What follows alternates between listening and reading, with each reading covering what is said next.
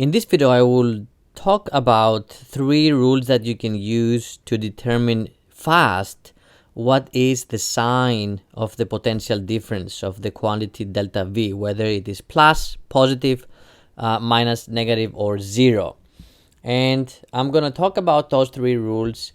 I will be giving you a simple example to make those rules clear and why they work. But if you want a more complicated proof, I'm sure that you can find it online or in a physics textbook. There is no need. I'm going to use a simple example to make it more clear how why those rules work. Now, the simple example is the following. I have a constant electric field and it points in the positive x direction. Okay, so let's say that's the x, that's the y, and the z goes out of the page. We don't really care about that for now. Now my electric field points in the x direction, so it only has an x component, and it has a positive x component because it points in the positive x direction. So in other words, I can write, okay, if I want to write E, it would be E naught 0 0, and E naught is a positive number. Now that's what I have here on the graph, where I have the x component of the electric field as a function of x. The electric field is always constant at E naught, where E naught is a positive number.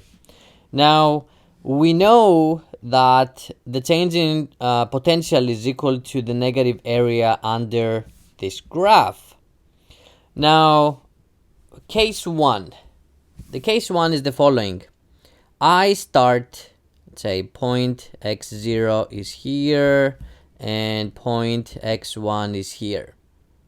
For case 1, I am going from x0 to x1, right? So I start, the initial is x0, the final is x1. Now when I calculate the potential difference, if I need to look at this area, right? So this is the area. This case is gonna give me the following: minus E naught, because it's a rectangle, so I can easily calculate this area, minus E naught. Now I need the E naught takes care of this side of the rectangle. Now I have to think about this. Now because I end up at x1 and I start from x0, I need to have the final minus initial, and final is x1, initial is x0. So this will be x1 minus x0. Remember, this is final minus initial. You do have to do final minus initial. Now I'm going to think about what kind of number I get from this, positive, negative, or 0. E0 is a positive number. x1 is greater than x0, so this is a positive number.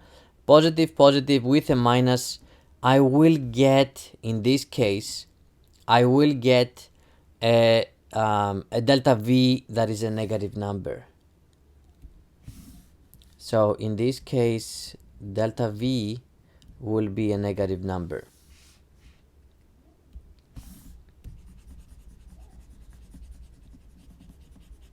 I'm going to summarize this case by telling you, by concluding, if you move in the same direction as the electric field, you can see my cyan, my blue arrow points to the right, electric field points to the right. If I move in the same direction as the electric field, the potential difference will be a negative number.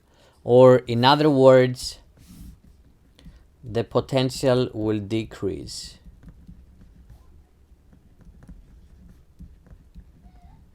Okay, both of these statements say the same thing. Either the potential will decrease or delta V will be a negative number. They talk about the same thing. Now, let's do the following. I start from x1 and I go to x0.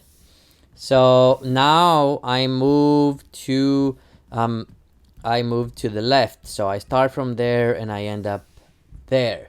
Now let's see what's going to happen. So I have minus E naught, so minus the area of the rectangle, but now final is x naught and initial is x1. So I need to think about this. E naught, as before, was a positive number. X naught is smaller than x1, which means the quantity in the parentheses will be a negative number. Minus, plus, minus, the whole thing is going to be a positive number now. So delta V in this case will be a positive number.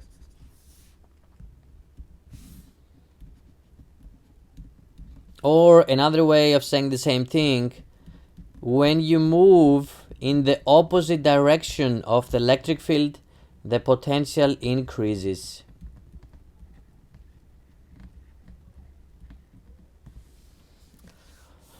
Okay, that was the second rule. If you move in the opposite direction to the electric field, the potential will increase. Now the last one. Let's say that I go from x naught here. I leave x naught to be the same. I start at x naught and I arrive at x naught. The only thing I'm changing is the y position. Now, there are a number of ways that we can do it. And now I will need to do the following. I need to do minus E naught, and I need to find the area under the rectangle. But in this case, it's not really a rectangle because the initial and the final point is the same point. If imagine that I shift x1 all the way to the left, where is x naught, you will not have any rectangle. If those two points overlap, the only thing you have is a dot, and the area under a single point is 0. So when you move in a direction that is perpendicular to the electric field, essentially you're not changing potential, because if you do the calculation, you're going to find that there is no area. If you use the same initial and final position for x, you will end up having no area, and in this case delta V will be exactly 0.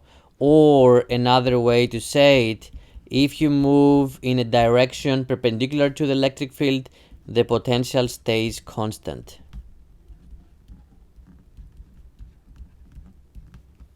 So these are the 3 rules that I do want you to remember.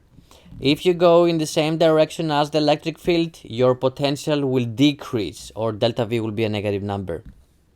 If you move in the opposite direction of the electric field, you're increasing the potential as you're moving to the left. And if you always move in a direction that is perpendicular to the electric field, you are moving on an equipotential line. You are moving on a line where the potential is always constant, or another way to say it, delta V is equal to 0.